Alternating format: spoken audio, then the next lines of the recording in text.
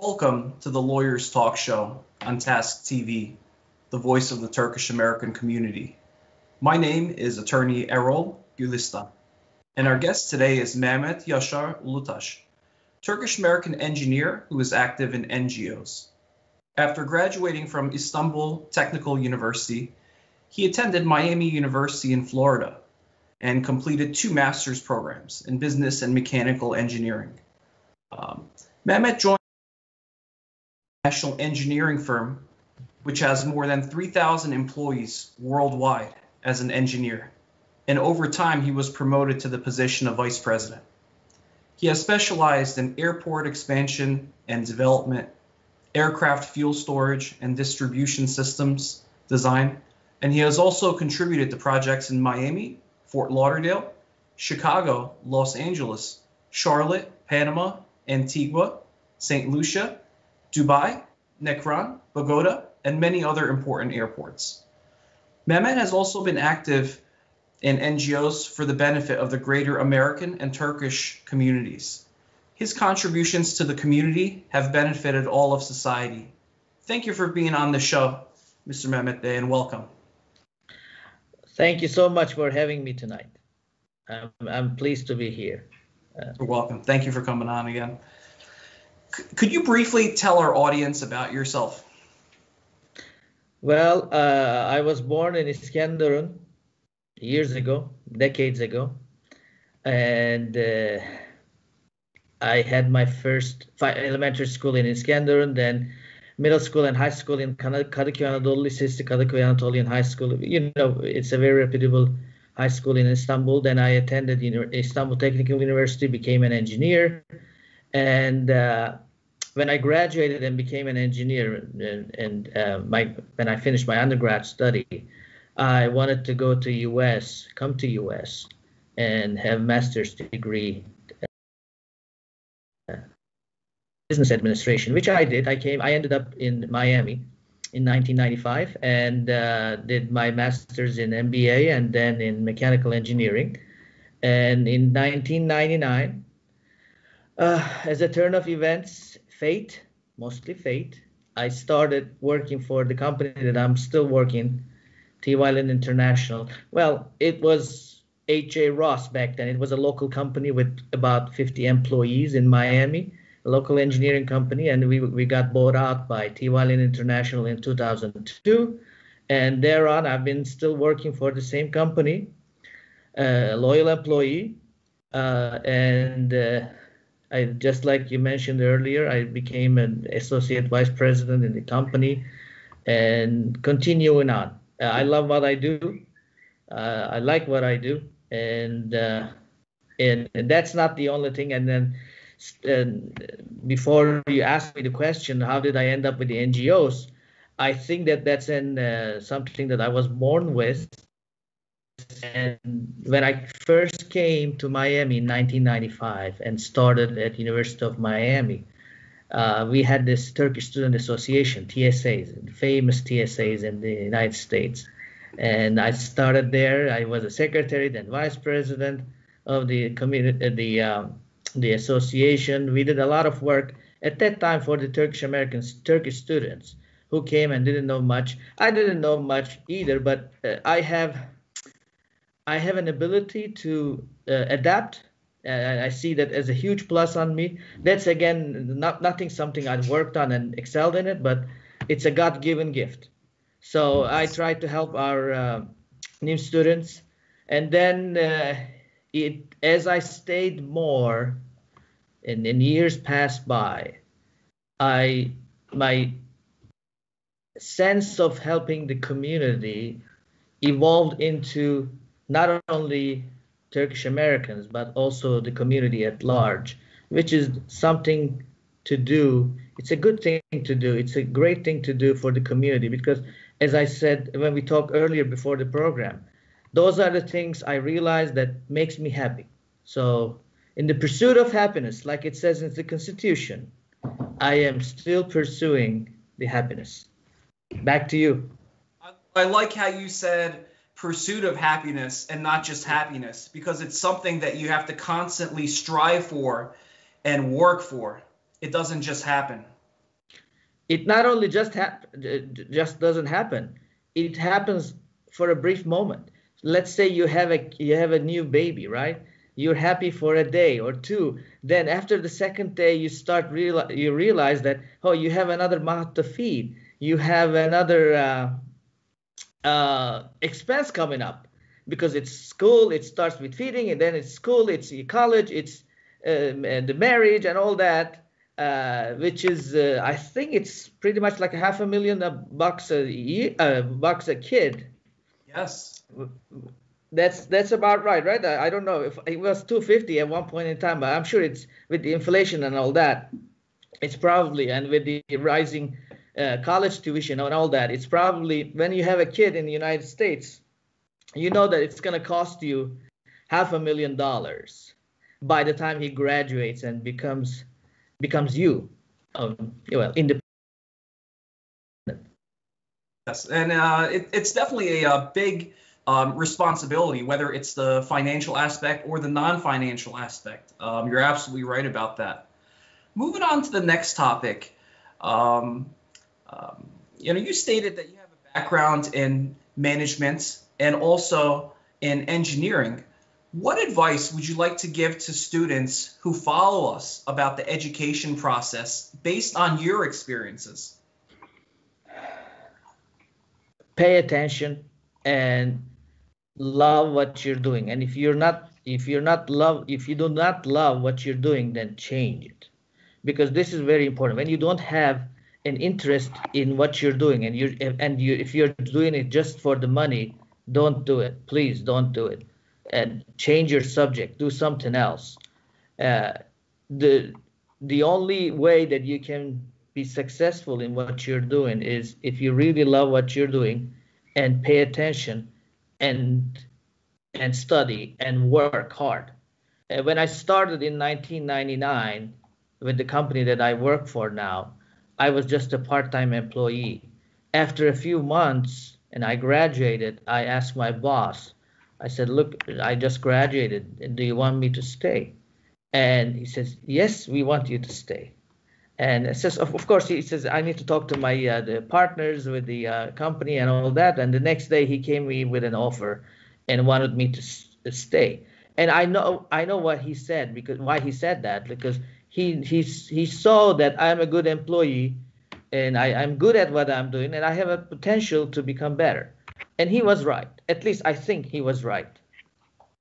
And what are the tips when you're working at a company? What are some tips to moving up in the company for some of our younger audience? What tips can you give for moving up in a company? For moving up in a company, always take initiatives. One of the things that don't be just like a government employee, like you come at 9 and finish at 5. No, that doesn't get you up. You need to show your superiors that you can do more and you work hard. Two things, and take initiative. Most of the times, when you get a task, especially in my business, in engineering and design business, when you get a task to do, in engineering design, it has thousands of moving parts. Okay, you need to think of it as a whole, and then do your design accordingly. And while you have so many inputs, whether it's the codes, whether it's the local jurisdictions, local regulations, all that, so you need to show, you need to think all of that, and then do your design accordingly. And people see that, and do what you're doing fast, because that also shows that you can not only do things, but you can do it fast. You do not park yourself on a project. You do not park yourself on a task that shows that, hey, you're just stretching the work. So one of the things I heard from my bosses early in my career, that I was fast, compared to what the other employees are. That's what moved me up. And of course, as engineers, I always believe that we have high IQs. Okay, our IQs, engineers' IQs, just like lawyers, are high. So intelligence is not an issue.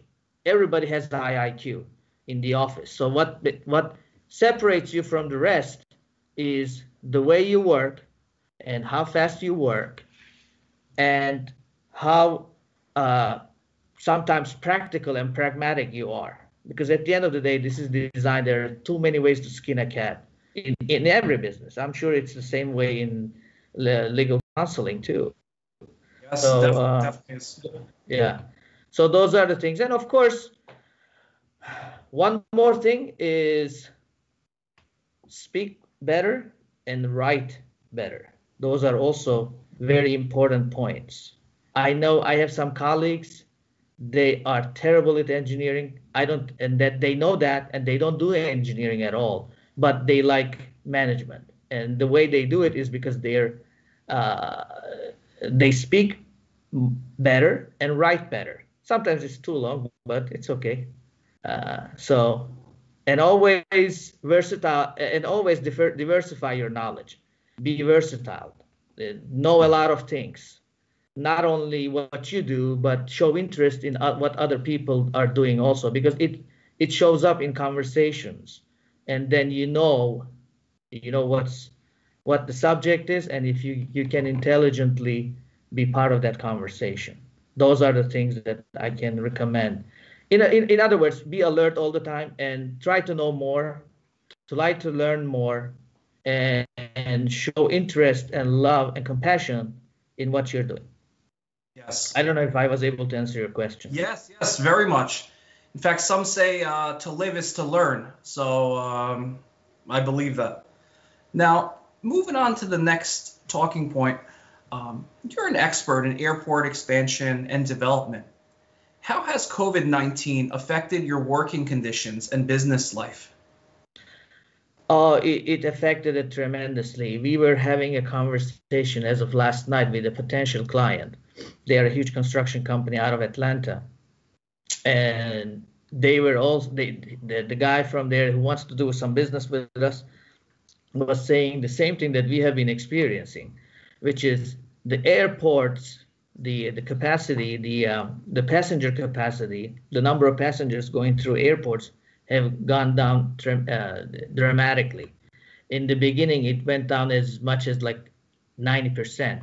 Now I think it's about 50% or so, which is unheard of. I have never, only after September 11, and only for a year, only for a short period of time, the transportation was down, air transportation was down. But this has been going on for a year and a half now, and it affected. In our line of business, which is mostly airport expansion, especially in the United States, they are not building brand new airports anymore. There are airports already, and they are expanding on them because of, as the passenger capacity goes down, we do there are master plans that are renewed every like 5 years, and according to that master plan report, airports do expand and upgrade their facilities because architecture gets old, buildings get old. And especially in rival airports, for example, I'll give you New York. New York, there are what, 5 airports? JFK, Newark, LaGuardia. What was it? Hobby? What was it? Hobby? No, it wasn't Hobby.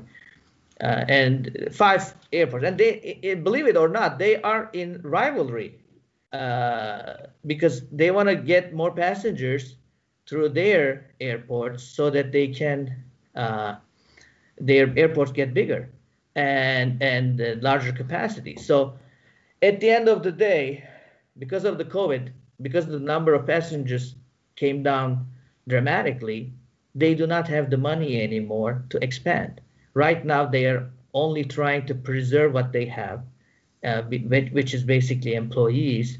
For example, I live in Miami, right? And the MIA, Miami International Airport, is our bread and butter business for our office. I started in '99 with an MIA project.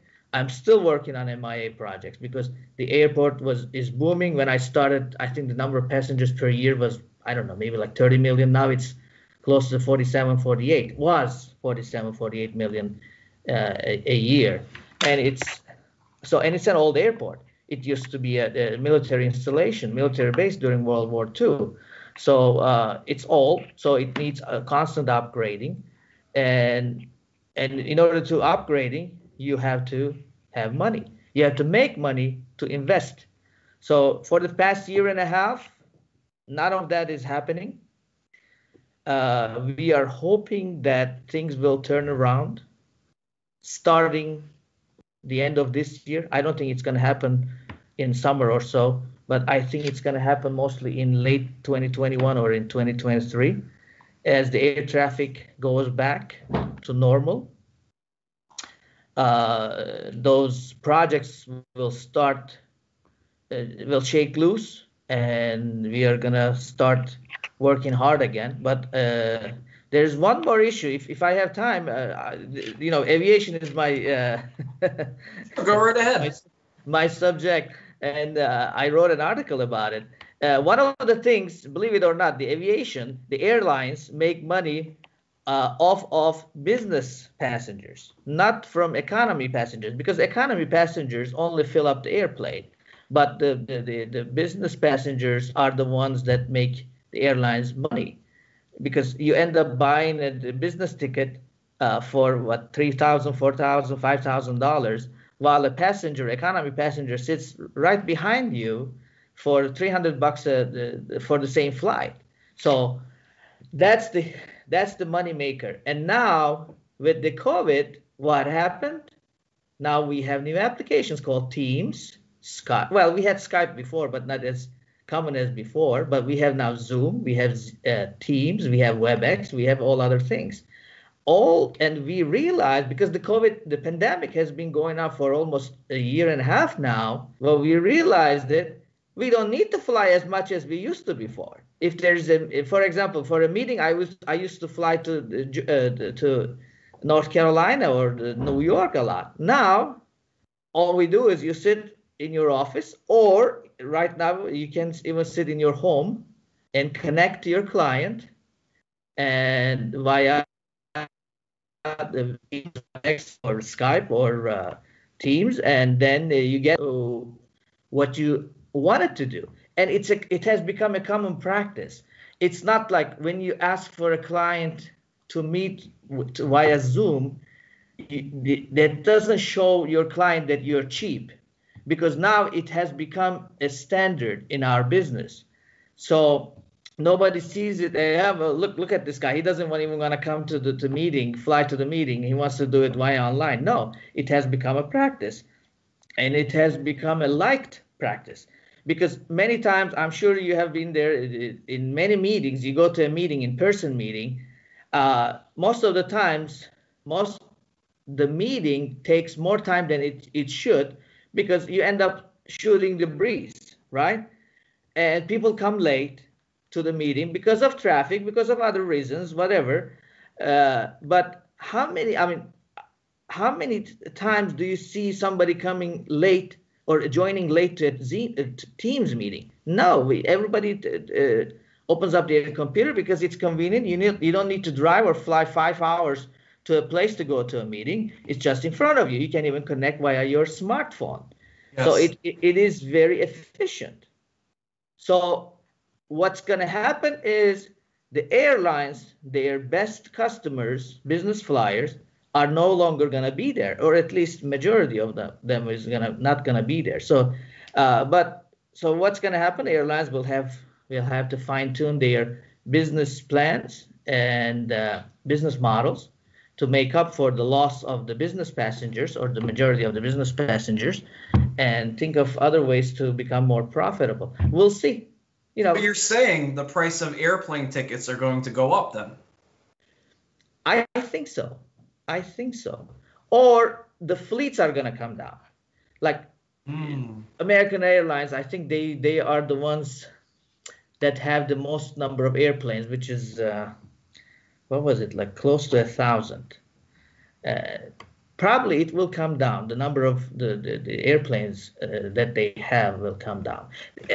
As I said, this airline business is very dynamic. They find solutions, how to make money. So they will find a way to fine tune it. Terrific. Now, changing gears, you had mentioned before that you've been residing in Florida for quite some time. Now, could you tell us about your NGO work in Florida? Sure. As I said, when I started the NGOs with the Turkish Student Association. Then, what was it? In like it was 2008, 2009, I joined the Asian American Advisory Board, organized and run by Miami-Dade County. I started as a director there, and then I became the president recently, a few years back. That's believe it or not, it's not every county has it. It's called Asian American Advisory Board, which is back in 1997. The county said we need to have the voice of Asian Americans in our county, and that's why they formed this advisory board. And we are, as volunteers, started working for that organization and bring up to the table our needs and problems. I'm talking about Asian Americans in the county, and find solutions for it, or at least bring it up to the commissioners and the mayor's attention, whatever is the problem or issue in the community. Then I started. Starting with that, then I got into other NGOs. One of them is dearest and nearest to me is a coalition of South Florida Muslim organizations called Cosmos. That's another organization that was founded back in 2009. I want to briefly talk about that because to me it's important. We are a group of professionals. We are like 10 of us. We decided back in 2009 that we, as the Muslim Americans living in South Florida, need to have a more educated voice, especially with the media. I'm talking about TVs and newspapers and other media organizations. And we started paying them visits. And it did resound very well. I mean, because of our efforts, because we realized that after September 11, there was a huge pressure on the Muslim Americans everywhere in the United States. And whenever there was an issue, there was a terrorist attack or similar like that, the media would always show some guys with a huge beard up to here who didn't speak much English, and mostly radical people, because they were the ones they were able to find. And when we showed up in Miami Herald or Channel 7 or NBC and ABC, and we are a group of professionals, like I'm a vice president in my company, another friend of mine owns a medical clinic, another one is a pharmacist, another one owns a nursing home, all professionals, very good at what we do, and we do it on a volunteer base. It did have traction. And since then, we have very good relationship with the media, with the newspaper outlets, and other media outlets, TV outlets, and all that. That's why, and it helps. The other NGO that I'm proud to be part of is UHI Clinic, which is Universal Heritage Clinic, which provides free healthcare to people who does not have health insurance. We have only one condition. We say, if you don't have insurance, come. We will provide you. I'm talking about, the clinic, the primary care. We're not talking about, of course, operations and all that, but we want to provide primary care. And we have been successfully doing that. And it's run by Muslim doctors, but it's not exclusive for Muslims. It's for everybody. And I'm proud of that. And it has been televised several times in local news as Muslim Americans helping South Florida community through free healthcare. which is a great thing. I'm always proud of that. There are other NGOs that I'm part of. One of them is Engage, and of course, now for the past 1 year, I have been the Florida representative for TASC, Turkish American Steering Committee, and which is doing a great job so far. We have a lot to work. We have a lot to do. We still have a lot to do, but that so far I see a lot of good work being done. And one thing I always say, two things I always say. First, always, if you're not on the table, you're on the menu. So we have to be on the table, sitting with the others. The second, we don't want anything more than what our fair share is. We only want our fair share. So that's the whole purpose of it.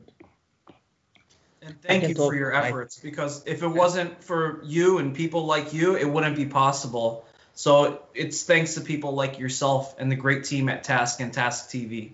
So I thank you for that. Now, we know that you're closely following the Armenian diaspora.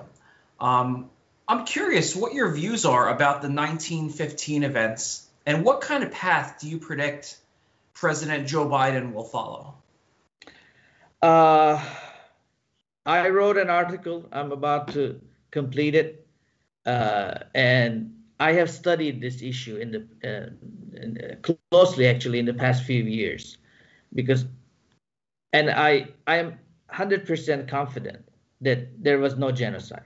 I mean, and there is no genocide. There was no genocide, for sure. And I have a lot of documentation. I have a lot of information that says that. But we need to tell that to the community at large. And we have been doing that. But at the end of the day, most of the time, these decisions are not made based on facts, but these are all political issues and political agendas. So what Biden is going to say tomorrow, I think I feel sad that I'm saying this, but I think he is going to acknowledge it, because that was the promise he made to the Armenian diaspora, especially living in the California, and I think he's going to go for it. But I hope he does not, because it's not a fact. What he would be declaring is not a fact, and it's going to have backlash from the Turkish American community, and it will not be the right thing to do. Yeah, go ahead. I just wanted to, add this aspect to the question. I mean, what do you think about numerous genocides committed against Muslims around the world not being recognized? Forget being recognized, not even, the scintilla of effort put forward. I mean, there's millions of people that were innocent civilians who were slaughtered outside of illegally, in whether it's the Balkans, in the Caucasus, in the Middle East, in Africa, various parts of Asia.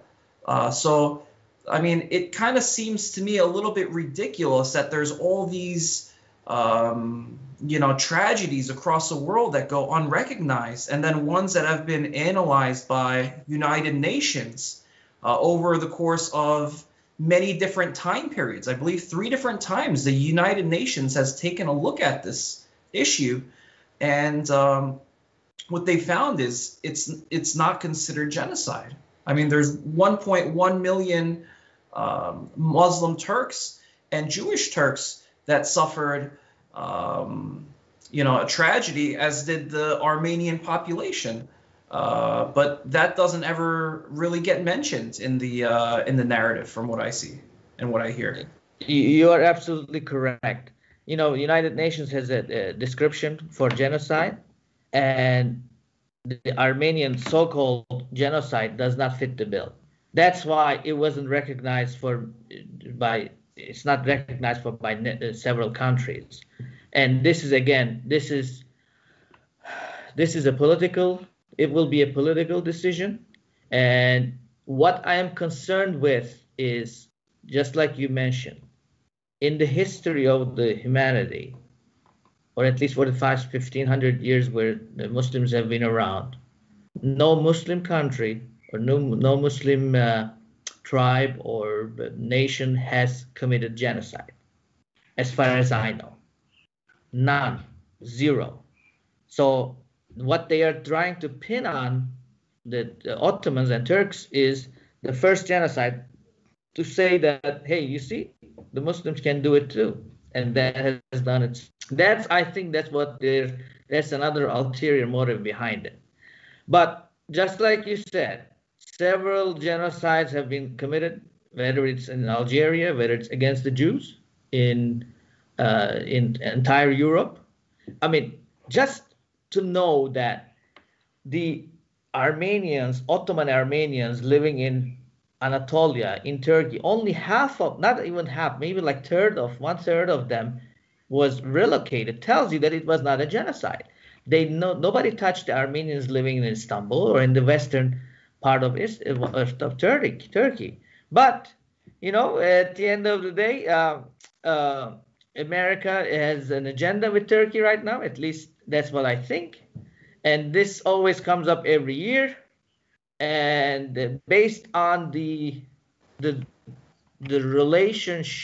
level of relationship between the United States and Turkey, this always becomes like okay, see, I always have this leverage on you.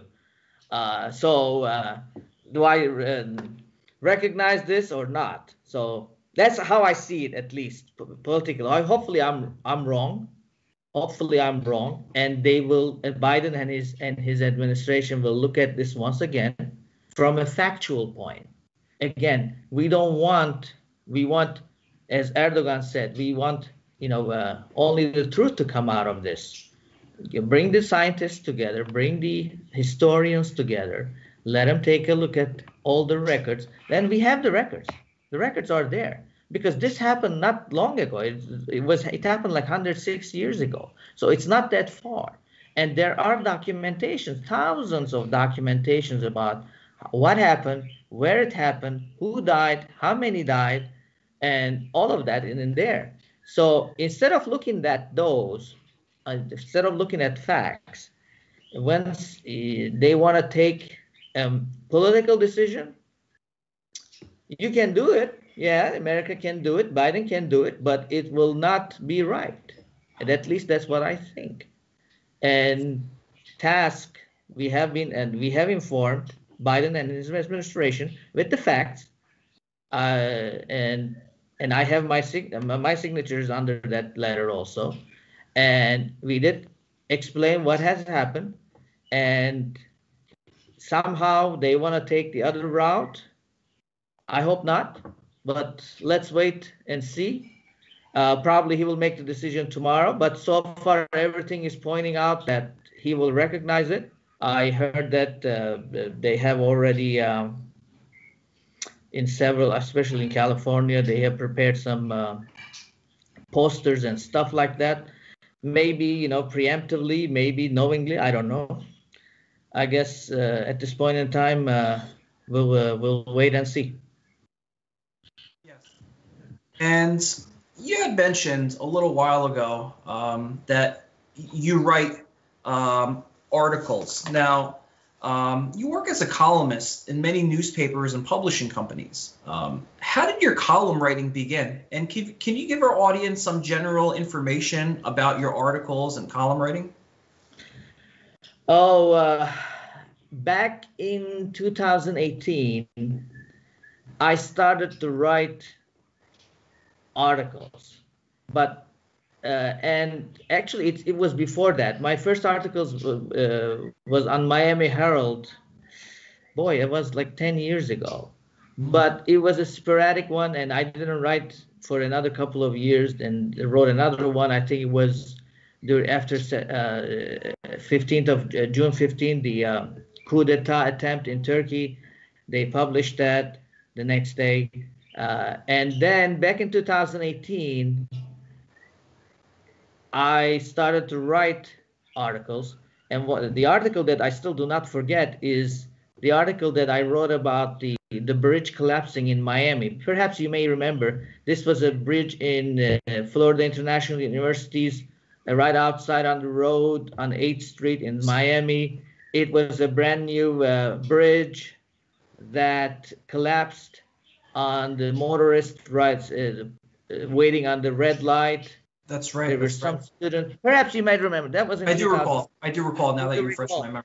Yeah. That after that, I wrote my article. It was very well liked, and that was a tragedy. My company was almost involved in that project. We did the master plan for that project. I'm sorry, the conceptual plan. But what we planned, what we proposed them was a different structure. We told them to use a steel structure. Instead, they went this first of its kind type of bridge, and it collapsed, and several people died. And I think recently it got, at least some of it got legally resolved. I'm talking about compensations and all that. So I started writing. Then I started writing even more, and I got my own website, and I have a lot of ideas, and I started writing using my iPhone. Believe it or not, iPhone. The notes application. I use it a lot. So far I realized that I think I have written more than 300, 400 articles. That's a lot. Yeah, it is a lot.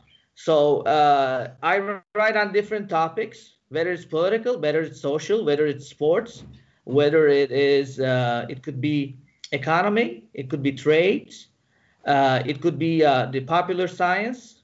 I write a lot of things about the space and what's going on in space, because it intrigues me a lot, the space exploration.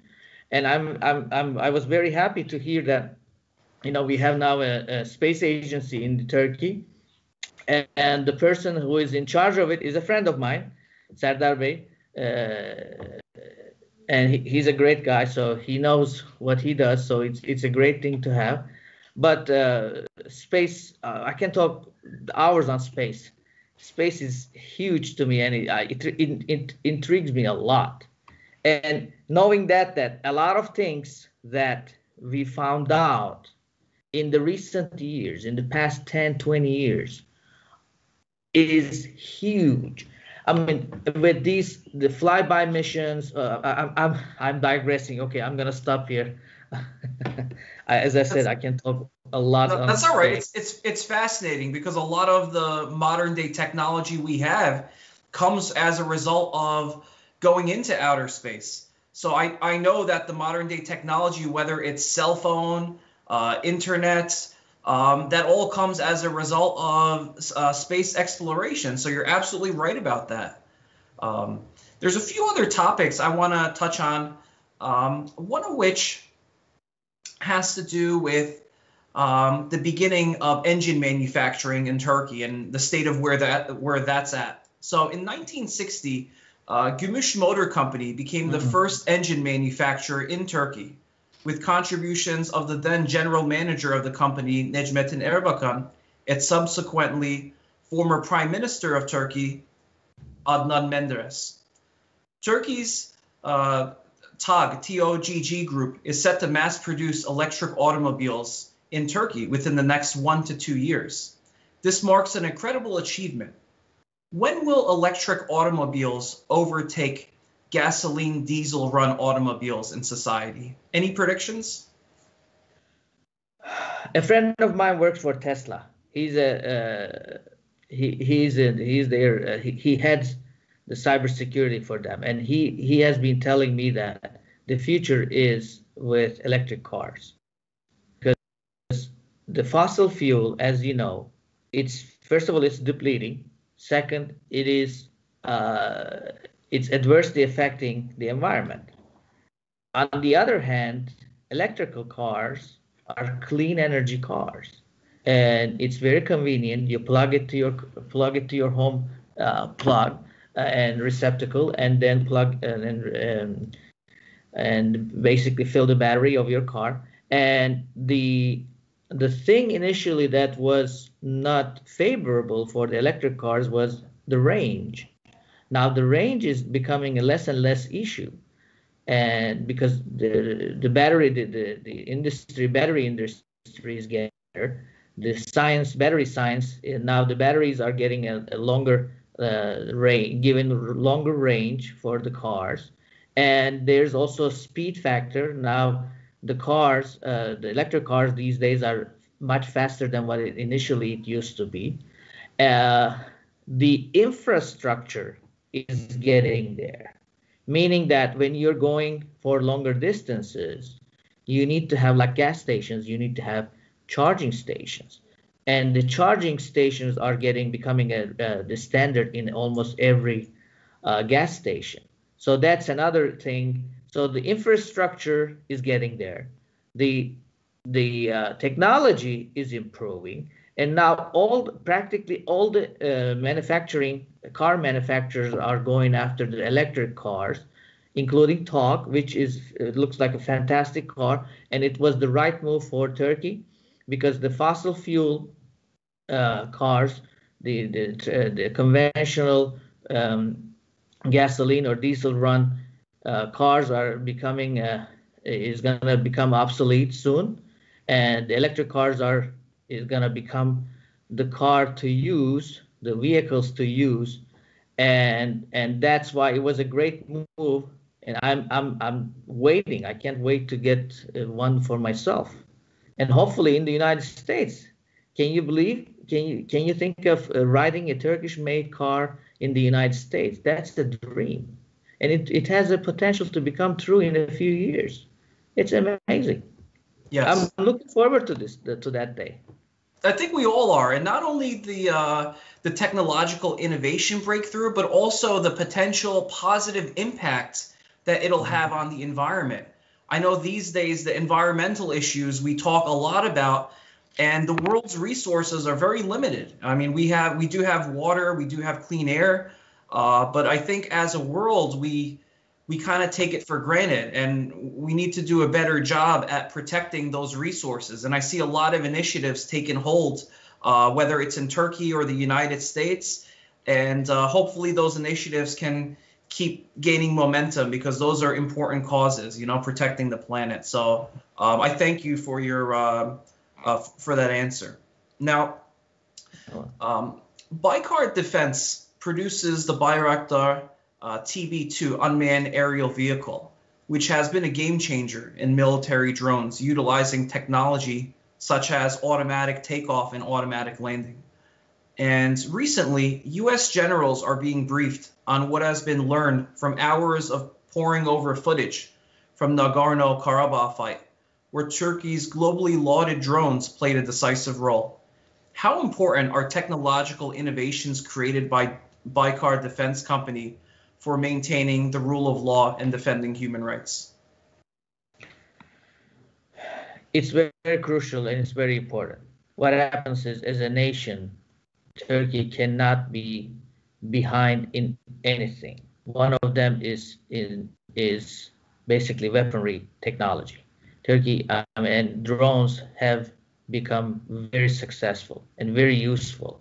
As a matter of fact, I have read several articles where they say that the fighter jets will no longer be as practical as it used to be now, because the drones can do much better, much faster, and without the loss of life. And they're much cheaper too, compared to an F-35 or F-16 or whatnot. So from looking at from that perspective, any nation who wants to become more powerful needs to have his own weaponry and high technology too. I'm not talking about manufacturing rifles or pistols. I'm talking about the weapon technology of the current times. So that's important to have that, but that's not the end of it. Turkey needs to manufacture its own fighter jets, helicopters, which I believe it's being done. I think it's called Attack. And I also saw some pictures, some photos of the fighter jet coming out. Tanks, it's being produced. So at the end of the day, all this weaponry and the ammunition and all that, it's hopefully we never get to use it. I pray God that we never use it. Nobody needs to use it. But the major purpose of weaponry and ammunition is to deter any foreign entities to become to think that you're weak, and then they can take advantage of you.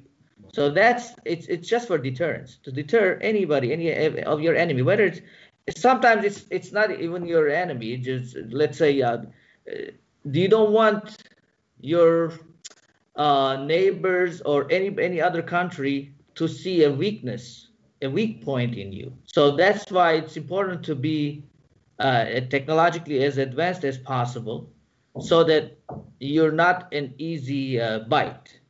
Yes. In other words. Yes, absolutely. Now, a couple questions left here. Just want to ask you, how can people with vastly different cultural backgrounds live together peacefully? By knowing each other and paying attention to what the others do. It's like in the United States, right? When I first came, I have been living in Miami, and Miami is, I would say, almost like 50% Hispanic, right? And because of our looks, my looks at least, I pass for Hispanic. So I always when I go to some place, even to a restaurant or a grocery store or a market or wherever, people start talking with me in Spanish, I'm sorry. So what I did is I cherished that. Instead of saying, I don't know Spanish, speak to me in English, I said, I tried to learn Spanish, and I did learn Spanish. Yes, I'm not very good at Spanish, but at least I don't say, hey, I don't know Spanish, man. This is the United States. Talk to me in English. I don't say that. And that's not the right thing to do. It's very repelling. And so cherish the community that you live in and cherish their differences. Taste their food. Hear their stories, which helps a lot in knowing your neighbors, knowing your people you work with, showing interest in what they eat, showing interest in what they speak. It's very, to me at least, it's thrilling to me. Yes. So that's the way to do it. Knowing and paying attention and cherishing their eccentricities, at least eccentricities that you think they do have. So that's how I see it. Yes. Now, before we conclude the show, one question that I always like to ask: how can we leave this world better than we found it for the next generation, to make sure we have a better world for the next generation? Environment. We need to keep our environment clean. That's one thing, because not a day goes by that you hear an environmental disaster happening somewhere in the world. Like my wife was telling me the other day that huge chunk of iceberg basically disappeared in Antarctica. That's disaster, and it's coming. So environment is very much dear to my heart. So keep your environment clean, and try to be as least invasive to your environment as possible. Because sometimes we eat too much, we buy too much, we don't think that it's not gonna, because we have money we can do things. No, that's not a way to go. Because when you eat too much, when you buy too many things, that means that somebody needs to reuse resources of this world to make those, right? Yes. So that knowing that has to make you more frugal and more conservative and more aware of the fact that your actions is some of the times can be adversely affecting the environment you live in. So environment to me is the thing that you have to leave. If we can leave a clean, as much recycled as possible environment to the next generation, then we would be better off. At least that's my take on it. Thank you so much for your feedback on that, and thank you also for joining us on the show today. I really enjoyed having you on the show. I enjoyed it just as much and maybe more, because this was a lovely conversation that I never felt I never felt uncomfortable. I felt very comfortable talking with you. So that's what made me talk more. Perhaps I hope I didn't bother anybody with my talkative nature. No, it was excellent. I had 5 pages of material. I could only get through one. Believe me, that's a good thing. I'd love to have you on again. Maybe you could come join the show on a future day. I'd like to send out the invite from now. I would love that. Thank you so much. And thank you. Before we conclude today, I want to ask our audience to consider something. Engineering turns science and technology into something tangible and useful to society. From the invention of the light bulb to the creation of the internet. From the British invention of radar during World War II to the invention of satellites that enable cell phones to function properly today. From the wheel to vaccines, including the coronavirus vaccine. Engineering affects all aspects of life, and along with a respect for rule of law, is part of a solid foundation for great societies. And I have one powerful and famous quote from the astronaut Neil Armstrong I'd like to ask our audience to really consider. One small step for a man and one giant leap for mankind. Thank you for watching the show, and see you next time.